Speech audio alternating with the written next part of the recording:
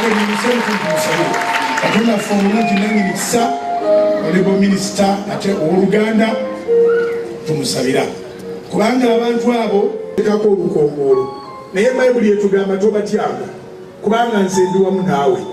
Mukama akulwanirire, Mukama akukuume, akuwa obulamu, byolya ne byonywa bamalayika ba Katonda babikeberenga. Buli kimu kyonna Mukama akikolereko, entambula ebeere ng'eriko bamalayika abagyetoolodde. Weewaawo gavumenti yakuwa abakuumi naye bayibuli etugamba mu Zabbuli 27 nti bw'atakuuma kibuga abakuumi bakuumira bwereere. Tusaba obukuumi ku bulamu obwo obuva mu ggulu lwa gavumenti yaffe ku mukyala wo, ku baana, famire yonna n'abazzukulu. Ate Mukama yongere okukuwangaaza ku lw'emirimu gye wakolera ekkanisa edda ne gy'okola leero ate n'egyo gy'okolera ensi yo. Okolera Katonda n'ensi yo nga mmoto y'eggwanga lino.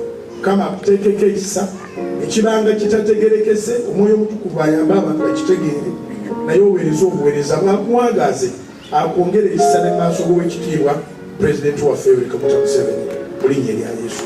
Amen. Agenda kukusukira wansi nga bwekusula bwetyo okajjukidde mu ofiisi Katonda afuuka minisita.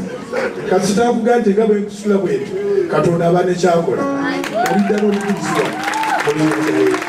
Nga bwetyo obulenzi kale zitumire waggulu linnya erya Yesu.